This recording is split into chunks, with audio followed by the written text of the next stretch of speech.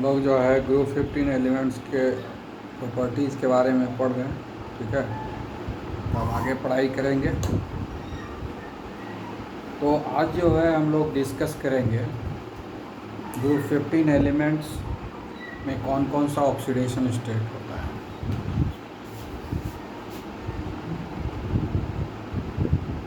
Oxidation state और group 15 elements. ठीक है, तो इसमें पॉजिटिव और नेगेटिव दोनों होता है। पहले हम लोग जरा देख लें नेगेटिव ऑक्सीडेशन स्टेट के बारे में पढ़ते हैं।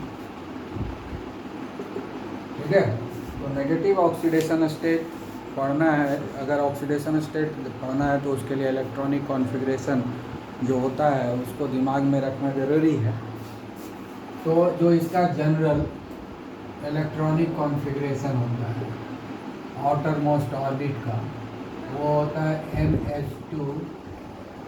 ठीक है, NP3। ठीक है ना, NH2 हो गया, इसमें 2 इलेक्ट्रॉन, और NP3 हो गया, इसमें 3 इलेक्ट्रॉन आएगा। ठीक है, हाफ फिल्ड है, हाफ फिल्ड। ठीक है, तो NS में 2 इलेक्ट्रॉन है और NP में 3 इलेक्ट्रॉन है। तो इसमें जो है जनरली क्या देखा गया है कि आयनिक कंपाउंड जो है बनाना बहुत मुश्किल है। ठीक है, इसमें जो 5 इलेक्ट्रॉन है इसको लॉस कराना एनर्जेटिकली फेवरेबल नहीं है। इसका आउटर मोस्ट ऑर्बिट में कितना है? 5 इलेक्ट्रॉन। इसका आउटर मोस्ट ऑर्बिट में कितना है? 5 इलेक्ट्रॉन है। और इस पांचों इलेक्ट्रॉन को लॉस कराना जो है एनर्जेटिकली फेवरेबल नहीं है, एनर्जेटिकली फेवरेबल नहीं है। ठीक है, ठीक है, ये तो एक हुआ। दूसरा चीज़ है 5 इलेक्ट्रॉन है आउटर मोस्ट ऑर्बिट में, पांचों को लॉस कराना एनर्जेटिकली फेवरेबल नहीं है। दूसरा है कि अगर इसके ऑक्टेट को हमको कंप्लीट करना है तो 3 इलेक्ट्रॉन को हम ऐड कर सकते हैं। ठीक है, तो इसके ऑक्टेट को loss of 5 electron energetically not favourable. ठीक है, एनर्जेटिकली फेवरेबल नहीं है, मतलब इलेक्ट्रॉन को जब लॉस कराते हैं तो एनर्जी एब्जॉर्ब करना पड़ता है, तो एनर्जी रखने के लिए कैपेसिटी उतना नहीं है, तो एनर्जेटिकली फेवरेबल नहीं है। ठीक है, दूसरा है अगर इसको स्टेबल बनाना है, ऑक्टेट बनाना है, तो गेन ऑफ 3 इलेक्ट्रॉन, ये भी एनर्जेटिकली फेवरेबल नहीं है, energetically not favourable.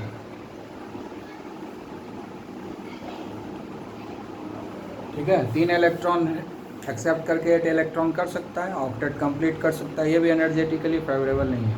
3 electron accept करेगा तो इसको 3 इलेक्ट्रॉन के इक्विवेलेंट जो है एनर्जी जो है रिलीज करना पड़ेगा, उतना एनर्जी इनके पास नहीं है, तो यहाँ भी एनर्जी बैरियर हो गया।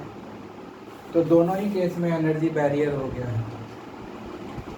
ठीक है, दोनों ही केस में एनर्जी बैरियर हो गया है। इसलिए जनरली ग्रुप 15 एलिमेंट्स जो होता है वो आयनिक कंपाउंड नहीं बनाता है, क्योंकि लॉस या गेन ऑफ इलेक्ट्रॉन यहाँ पर होता नहीं है।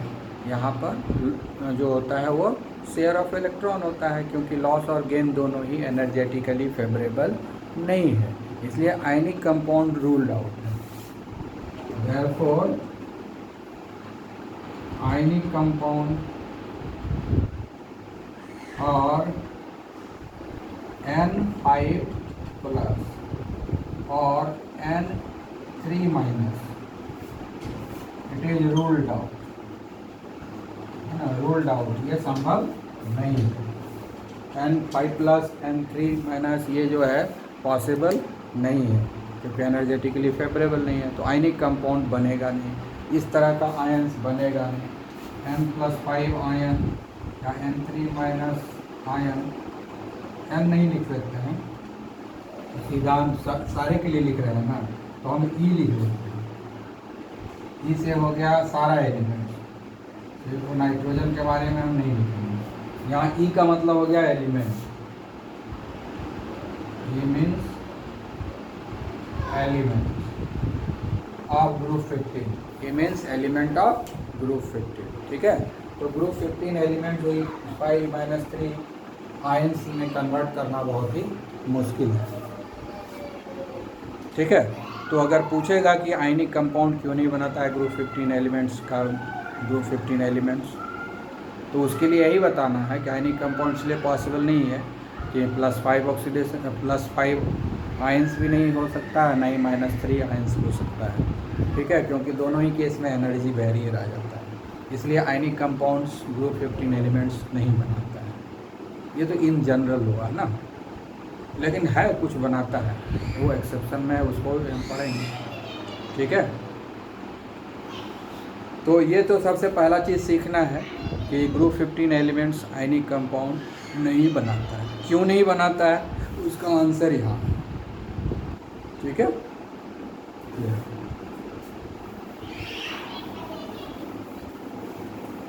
लेकिन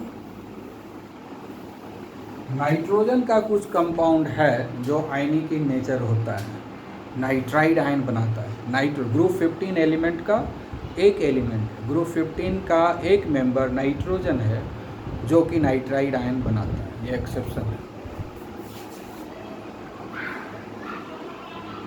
exception, nitrogen forms N3- ion और नाइट्राइड। ठीक है, ये नाइट्राइड आयन बनाता है, N3- नाइट्राइड बनाता है। ठीक है, तो कैसे बना लेता है, ये कैसे बना लेता है? ठीक है, उसका रीजन क्या है? ठीक है, उसका रीजन क्या है? या एक्सट्रीमली स्मॉल साइज है ना। तो ये जो एक्सेप्शन क्या है, नाइट्रोजन ये फॉर्म करता है, और उसका रीजन क्या है? Due to extremely small size, extremely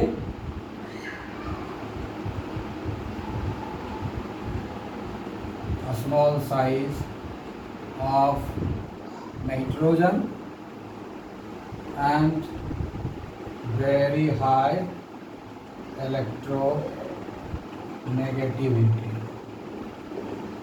ठीक है, वेरी हाई इलेक्ट्रोनेगेटिविटी और स्मॉल साइज के चलते जो है ये 3 इलेक्ट्रॉन को एक्सेप्ट करता है, इसलिए ये नाइट्राइड आयन में कन्वर्ट हो जाता है। ठीक है, एग्जाम्पल जैसे हम ले सकते हैं, एग्जाम्पल Mg3N2 Ca3N2। ठीक है, magnesium nitride and calcium nitride. It is magnesium nitride and it is calcium nitride. ठीक है, तो ये एग्जाम्पल है, मतलब नाइट्राइड आयन में कन्वर्ट होता है सिर्फ और सिर्फ नाइट्रोजन। अब बाकी जो है फॉस्फोरस, आर्सेनिक, ठीक है, एंटीमनी, बिस्मथ, वो सब क्या करता है? सब कोवलेंट बॉन्ड बनाता है, बाकी सारा कोवलेंट कंपाउंड बनाता है। एक यही है नाइट्रोजन तो कोवलेंट बॉन्ड बनाता ही है, ह्यूज क्वांटिटी में बनाता है कोवलेंट कंपाउंड, लेकिन एक कंपाउंड बनाता है नाइट्रोजन जो कि आयनिक होता है, वो है नाइट्राइड। उसका डिस्कस की एक्सेप्शन है। इसके अलावा जो है जितना भी एलिमेंट है इस ग्रुप का, all other element forms covalent compound with active metals. ठीक है ना, active metals.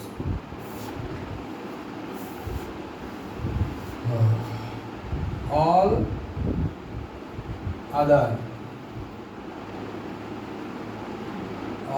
Other group 15 elements forms covalent compounds।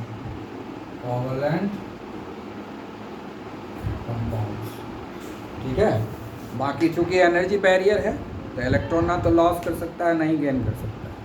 Energy barrier के चलते ग्रुप 15 एलिमेंट ना तो लॉस कर सकता है और ना ही गेन कर सकता है। उसमें नाइट्रोजन एक एक्सेप्शन है, वो भी थोड़ा देर के लिए एक्सेप्शन है, सिर्फ एक कंपाउंड के लिए, ठीक है।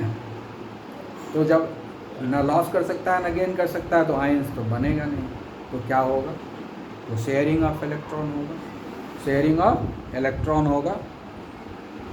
और सिग्निफिकेंट बात ये है कि ये -3 ऑक्सीडेशन स्टेट शो करेगा। अब देखो -3 ऑक्सीडेशन स्टेट और -3 चार्ज दोनों अलग अलग चीज़ है। -3 चार्ज अगर किसी पर दिखता है तो वो एक आयन है, -3 ऑक्सीडेशन स्टेट दिखता है तो वो अलग चीज़ है। इलेक्ट्रोनेगेटिविटी डिफरेंस के चलते वहाँ माइनस लिख हुआ है। फॉर्मेशन होता है कोवलेंट कंपाउंड का, लेकिन फॉर्मेशन होने के बाद उसमें कुछ आयनिक कैरेक्टर आ जाता है, तो कितना आयनिक कैरेक्टर है वो उसके ऑक्सीडेशन स्टेट से पता चलता है, ठीक है ना। बनता है covalent bond sharing of electron से ही, लेकिन ड्यू टू इलेक्ट्रोनेगेटिविटी डिफरेंस, है ना, कुछ जो है इमेजिनरी चार्ज जो उसके ऊपर डेवलप कर जाता है, ठीक है ना। हाँ, वर्चुअल तो नहीं रहता है, ठीक है ना। तो रियल चार्ज तो नहीं है, लेकिन वर्चुअल चार्ज, रियल चार्ज उसके ऊपर डेवलप नहीं होता है, लेकिन वर्चुअल चार्ज इस पर डेवलप होता है। वो जो वर्चुअल चार्ज किसी चीज़ पर डेवलप होता है उसी को हम लोग बोलते हैं ऑक्सीडेशन स्टेट। जैसे एग्जांपल हम लोग ले रहे हैं, ठीक है, CA3, ठीक है, CA3P2, CA3P2, calcium phosphide, calcium phosphide, यह आयनिक कंपाउंड है? नहीं, यह आयनिक कंपाउंड नहीं है। कहेंगे कि मेटल है इसमें तो आयनिक होगा ही नहीं। इवन मेटल के साथ भी ये जो ग्रुप 15 एलिमेंट्स है वो जो है कोवलेंट कंपाउंड ही बनाता है, शेयरिंग ऑफ इलेक्ट्रॉन से ही होता है, क्योंकि एनर्जी बैरियर है, ये इलेक्ट्रॉन को एक्सेप्ट नहीं कर सकता है, डोनेट भी नहीं कर सकता है, इसलिए शेयरिंग ऑफ इलेक्ट्रॉन ही होगा। तो ये जो कैल्शियम फॉस्फाइड है ये कोवलेंट कंपाउंड है, आयनिक कंपाउंड नहीं है। लेकिन कोवलेंट कंपाउंड बनने के बाद इसमें कुछ आयनिक कैरेक्टर आ जाता है, कुछ पार्शियल चार्ज डेवलप हो जाता है, वर्चुअल चार्ज डेवलप हो जाता है, ठीक है ना। पार्शियल और वर्चुअल चार्ज डेवलप हो जाता है, उसी को हम ऑक्सीडेशन स्टेट के रूप में दिखाते हैं। अब जैसे देखो कि इसमें अगर हम देखेंगे तो अगर हम देखते हैं तो ये जो कैल्शियम के ऊपर है ये का ऑक्सीडेशन स्टेट +2 दिखता है, और फॉस्फोरस का ऑक्सीडेशन स्टेट -3 दिखता है, ठीक है ना। तो इसका बॉन्डिंग जो है वो ये दोनों के बीच में है। तो कैल्शियम के ऊपर क्या दिख रहा है, +2 ऑक्सीडेशन स्टेट, और फॉस्फोरस के ऊपर दिख रहा है -3 ऑक्सीडेशन स्टेट। ये सिर्फ इलेक्ट्रोनेगेटिविटी डिफरेंस के चलते जो उसमें आयनिक कैरेक्टर आया है उसका मेजर बता रहा है, ठीक है ना। ये चार्ज डेवलप नहीं हुआ है, क्या ये एक्चुअल चार्ज डेवलप नहीं हुआ है, ये इलेक्ट्रॉन का जो डिस्प्लेसमेंट हो रहा है किसके तरफ ज़्यादा हो रहा है किसके तरफ कम हो रहा है। तो जो इलेक्ट्रॉन डेंसिटी डेवलप होता है दो एटम के बीच में, तो जो ज़्यादा इलेक्ट्रोनेगेटिव होता है वो इलेक्ट्रॉन डेंसिटी उसके तरफ ज़्यादा झुक जाता है। जिसके तरफ इलेक्ट्रॉन डेंसिटी ज़्यादा झुक जाता है उसकी तरफ हम नेगेटिव चार्ज दिखाते हैं, और जिसके तरफ कम हो जाता है इलेक्ट्रॉन डेंसिटी उसके तरफ पॉजिटिव चार्ज दिखाते हैं। ये जो नेगेटिव और पॉजिटिव चार्ज दिखाते हैं इलेक्ट्रॉन डेंसिटी के शिफ्टिंग के लिए सिर्फ शिफ्ट हुआ है, छोड़ के नहीं गया, लॉस एक को छोड़ के दूसरे के पास नहीं हो, सिर्फ वो शिफ्ट हुआ, थोड़ा सा एक की तरफ ज़्यादा अट्रैक्ट हो गया है ना, एक की तरफ ज़्यादा अट्रैक्ट हो गया, तो उस केस में हम लोग ऑक्सीडेशन स्टेट दिखाते हैं, ठीक है ना। तो वही ऑक्सीडेशन स्टेट यहाँ -3 है, यहाँ +2 है, ठीक है। ये चार्ज नहीं है, आयन नहीं है, ये ऑक्सीडेशन स्टेट है, ठीक है, याद रखना है, ठीक है। और भी एक एग्जाम्पल लेते हैं, दूसरा ले सकते हैं Zn3 Sb2, Zn3 Sb2, ये हो गया जिंक एंटीमोनेट, ये इसका नाम हुआ जिंक एंटीमोनेट। ये भी कोवलेंट कंपाउंड है। इसमें भी जो है इसके ऊपर एंटीमनी के ऊपर -3 ऑक्सीडेशन स्टेट है, इसमें भी एंटीमनी जो है -3 ऑक्सीडेशन स्टेट को शो कर रहा है। उसके बाद है एक और एग्जांपल है Mg3Bi2, ये हो गया मैग्नीशियम बिस्म्यूथेट, मैग्नीशियम बिस्म्यूथेट, ठीक है, मैग्नीशियम बिस्म्यूथेट, ठीक है, मैग्नीशियम बिस्म्यूथेट, ठीक है, या बिस्म्यूथाइड भी कुछ बुक में जो है मैग्नीशियम बिस्म्यूथाइड भी लिखते हैं, ठीक है, तो दोनों में जो लिखोगे वो सही होगा। कुछ बुक में बिस्म्यूथेट बोलते हैं, कुछ में बिस्म्यूथाइड बोल देते हैं, तो दोनों में कुछ भी लिख सकते हो, ठीक है। तो इस तरीके से ये जो तीनों कंपाउंड बताए, बाकी नाइट्रोजन को छोड़ करके बाकी जो ग्रुप 15 एलिमेंट्स है वो सब के सब भी -3 ऑक्सीडेशन स्टेट में कंपाउंड बनाता है, लेकिन आयनिक कंपाउंड नहीं बनाता है। आयनिक कंपाउंड जो है -3 में सिर्फ और सिर्फ नाइट्रोजन बनाता है, नाइट्राइट के फॉर्म में। तो ये एक जनरल आइडिया हम बताए, कहीं पूछा जाए तो आप आराम से इसका जवाब दे सकते हैं, इसका नोट्स बना लेना है, ठीक है। अब आगे हम लोग बढ़ते हैं, ठीक है। तो आगे हम लोग क्या देखेंगे, तो ये तो हो गया कि नाइट्रोजन के बारे में पढ़ लिया, नेगेटिव ऑक्सीडेशन स्टेट हो गया, हम पॉजिटिव ऑक्सीडेशन स्टेट भी पढ़ना है। उसके पहले एक जनरल स्टेटमेंट है, वो भी जरा एक्सप्लेनेशन कर लेते हैं।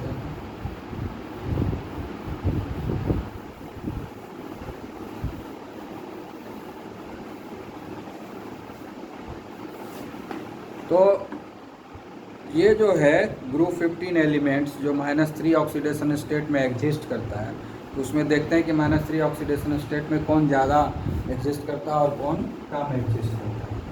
तो इसके आधार पर एक स्टेटमेंट होगा, the tendency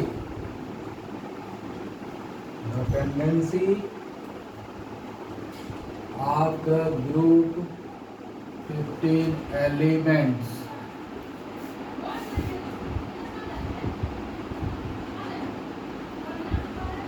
to exhibit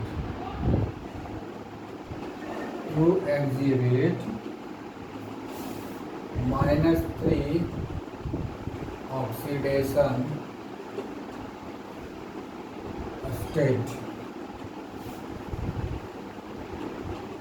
decreases on moving down from phosphorus to bismuth.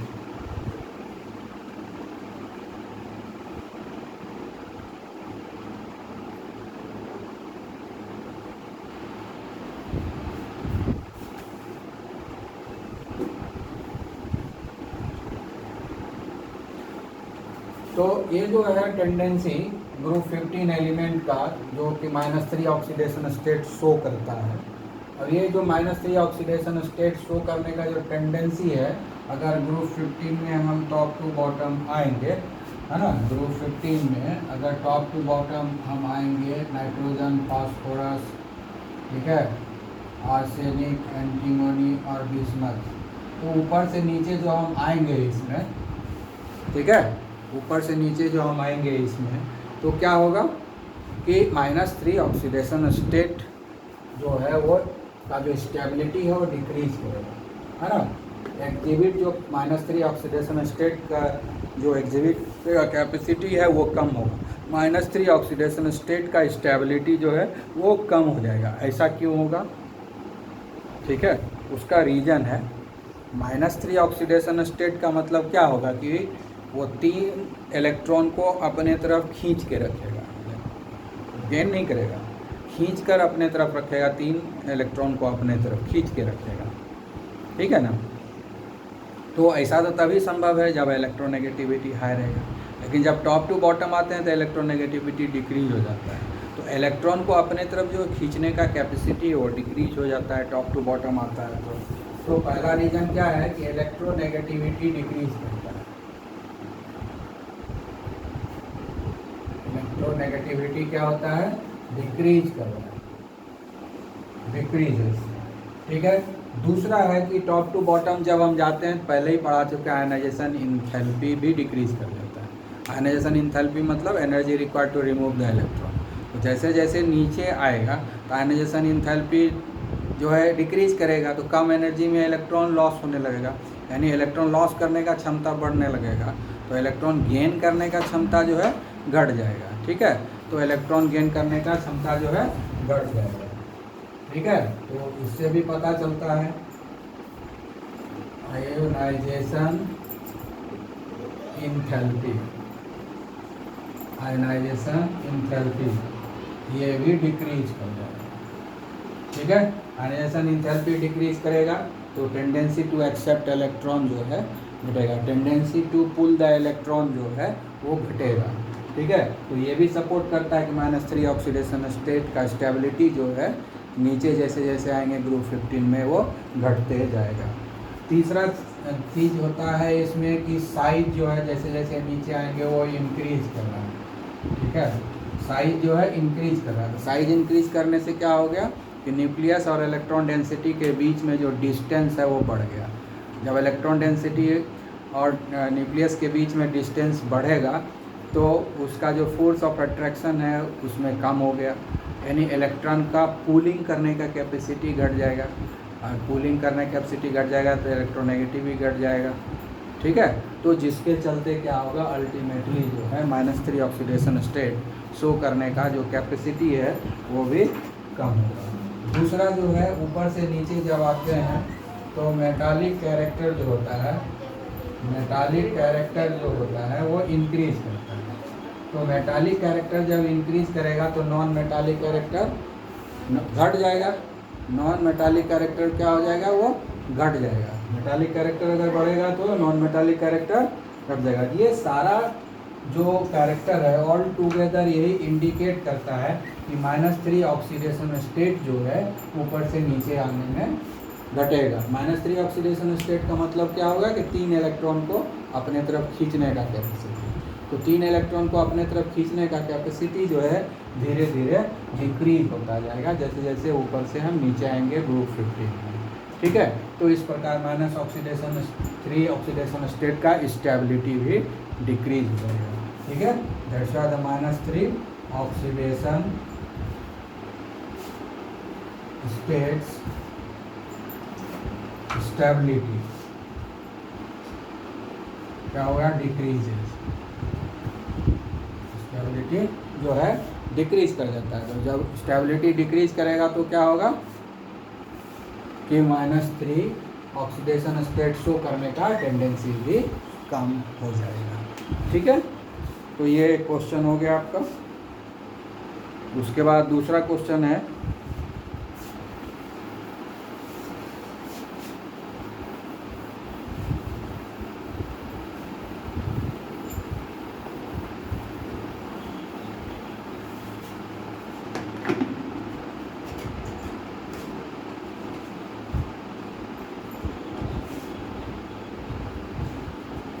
अब हम लोग जो है पढ़ेंगे पॉजिटिव ऑक्सीडेशन स्टेट, हम लोग पढ़ेंगे positive oxidation state.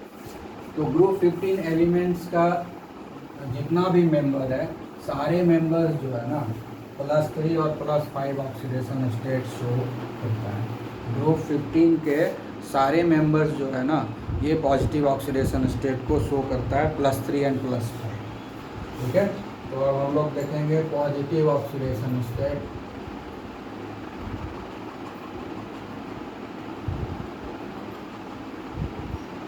Positive oxidation state, ठीक है, तो all elements positive oxidation state +3 and +5 oxidation state shown by all the elements of group 15। सारे मेंबर जो है +3 और +5 ऑक्सीडेशन स्टेट को शो करता है। ठीक है, मतलब ऑक्सीडेशन स्टेट है। +3 का मतलब यहाँ ये नहीं है कि लॉस ऑफ 3 इलेक्ट्रॉन, +5 का मतलब ये नहीं है कि लॉस ऑफ 5 इलेक्ट्रॉन, लॉस नहीं हो रहा है क्योंकि loss and gain of electron तो एनर्जेटिकली फेवरेबल नहीं है ग्रुप 15 एलिमेंट्स के लिए, तो वो संभव नहीं है। फॉर्मेशन हमेशा होगा कोवलेंट बॉन्ड का, इसलिए कोवलेंट कंपाउंड बनेगा, शेयरिंग ऑफ इलेक्ट्रॉन ही होगा। लेकिन कोवलेंट बॉन्ड बनने के बाद due to electronegativity difference shifting of electron density किसी एक की तरफ ज़्यादा और किसी की तरफ कम होगा, जिसके चलते जिधर शिफ्ट हो जाएगा उधर नेगेटिव ऑक्सीडेशन स्टेट दिखाते हैं, जिधर से दूर शिफ्टिंग होगा जिससे अबे शिफ्टिंग हो गया उसको हम लोग पॉजिटिव में दिखाते हैं। ठीक है, क्लियर। तो अब हम लोग इसमें एक स्टेटमेंट है देता है, on moving down, on moving down the group 15 the stability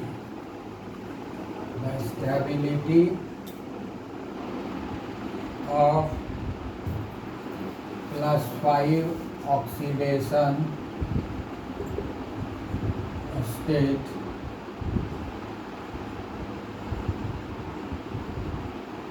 decreases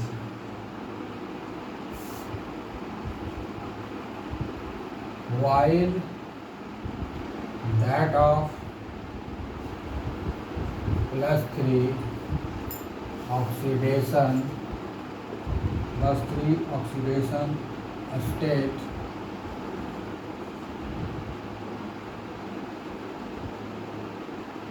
increases।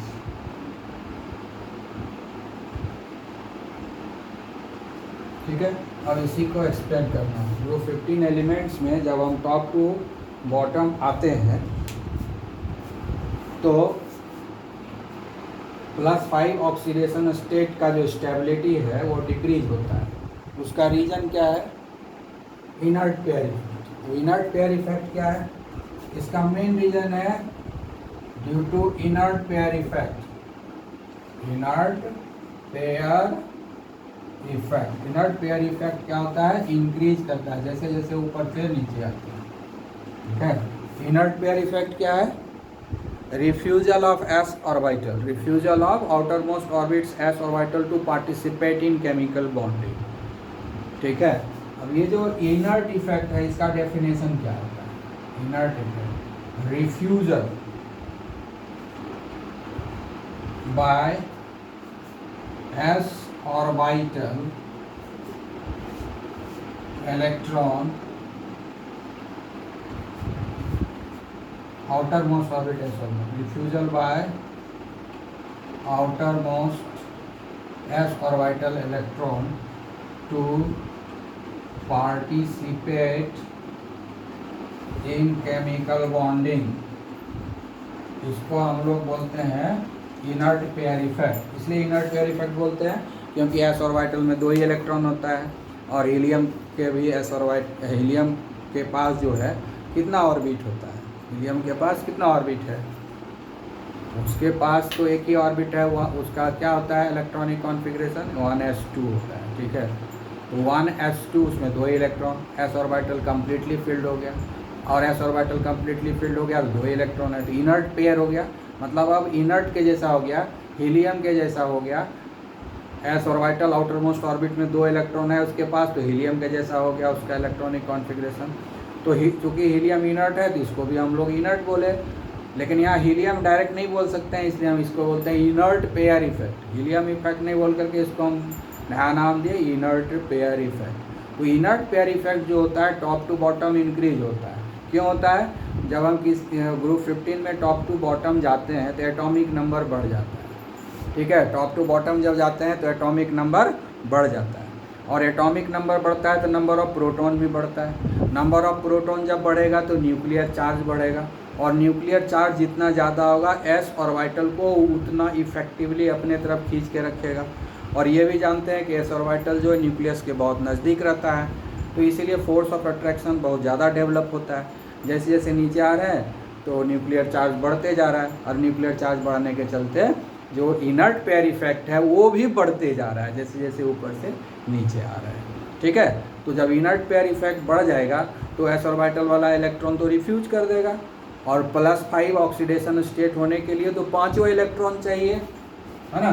+5 oxidation state होने के लिए NH2NP3, इसमें ये 2 और ये 3, ये तीनों जब पार्टिसिपेट करेगा केमिकल बॉन्डिंग में, ये पांचों, जब ये पांचों 2S का और 3P का, ये पांचों जब पार्टिसिपेट करेगा केमिकल बॉन्डिंग में, तभी तो +5 ऑक्सीडेशन स्टेट संभव है। लेकिन नीचे जैसे जैसे आएंगे तो इनर्ट पेयर इफेक्ट बढ़ जाएगा, तो जो है ये 2 इलेक्ट्रॉन का लॉस करने का टेंडेंसी, ये 2 इलेक्ट्रॉन का केमिकल बॉन्डिंग में पार्टिसिपेट करने का जो टेंडेंसी है वो घटते जाएगा। तो जब घटते जाएगा तो +5 ऑक्सीडेशन स्टेट होने का चांसेस कम होने लगेगा, क्योंकि 5 इलेक्ट्रॉन पार्टिसिपेट करेगा तब तो +5 ऑक्सीडेशन स्टेट होगा। इसलिए +5 ऑक्सीडेशन स्टेट का जो स्टेबिलिटी है as you move down the group 15 decreases. दूसरा चीज़ क्या होता है, क्योंकि ये 3 को तो नहीं रोक रहा है, तो +3 ऑक्सीडेशन स्टेट का स्टेबिलिटी इंक्रीज करेगा, क्योंकि 2 इलेक्ट्रॉन को ये रोक सकता है। जैसे जैसे नीचे आ रहे हैं ये दोनों इलेक्ट्रॉन को रोक देगा डोनेट होने से, ये दोनों इलेक्ट्रॉन को पार्टिसिपेट करने से रोक देगा, लेकिन इस 3 को तो नहीं रोकेगा, तो +3 ऑक्सीडेशन स्टेट का स्टेबिलिटी इंक्रीज करेगा, क्योंकि इनर्ट पेयर इफेक्ट बढ़ने के साथ साथ 3 इलेक्ट्रॉन को रिलीज करना आसान होता जाएगा। उसको नहीं रोक रहा है वो, तो आसान होता जाएगा उसको रिलीज करना, इसलिए उस 3 इलेक्ट्रॉन को पार्टिसिपेट कराना आसान होगा पी ऑर्बिटल वाला, इसीलिए +3 ऑक्सीडेशन स्टेट मिलेगा। लेकिन ये 2 नहीं होगा पार्टिसिपेट, ये 2 इलेक्ट्रॉन s ऑर्बिटल वाला, इसलिए +5 ऑक्सीडेशन स्टेट जैसे जैसे नीचे आएंगे उसका स्टेबिलिटी घट जाएगा। स्टेबिलिटी घटने का मतलब हुआ कि +5 ऑक्सीडेशन स्टेट बनने का चांस कम हो रहा है। +5 ऑक्सीडेशन स्टेट तो वहीं बनेगा जहाँ 5 इलेक्ट्रॉन पार्टिसिपेट करें केमिकल बॉन्डिंग में, लेकिन जैसे जैसे इनर्ट पेयर इफेक्ट हो जाएगा तो ये s ऑर्बिटल वाला इलेक्ट्रॉन कहेगा कि हम पार्टिसिपेट नहीं करेंगे, ये टेंडेंसी बढ़ता जाएगा कि हम पार्टिसिपेट नहीं करेंगे। ये 2 आदमी रिफ्यूज़ कर रहा है कि हम पार्टिसिपेट नहीं करेंगे, तो +5 ऑक्सीडेशन स्टेट बनने का चांस कम होता गया ना, तो इसीलिए stability of +5 oxidation state decrease कर गया। लेकिन क्योंकि ये दोनों रिफ्यूज़ कर रहा है ना, जैसे जैसे नीचे जा रहे हैं कि हम नहीं पार्टिसिपेट करेंगे, लेकिन ये तीनों तो ऐसा नहीं बोल रहा है कि हम पार्टिसिपेट नहीं करेंगे, ये बोल रहा है हम पार्टिसिपेट करेंगे। तो जब ये पार्टिसिपेट करेगा तो +3 ऑक्सीडेशन स्टेट तो बनता ही जाएगा, और इसीलिए जैसे जैसे नीचे आएगा +3 ऑक्सीडेशन स्टेट क्या होगा, उसका स्टेबिलिटी जो है बढ़ता जाएगा। ठीक है, तो इस तरीके से जो है +3 ऑक्सीडेशन स्टेट का stability top to bottom increase करेगा, लेकिन +5 ऑक्सीडेशन स्टेट का जो स्टेबिलिटी है वो धीरे धीरे घटता जाएगा। तो इस तरीके से हम लोगों ने +5 ऑक्सीडेशन स्टेट और +3 ऑक्सीडेशन स्टेट के बारे में पढ़ लिया। ठीक है।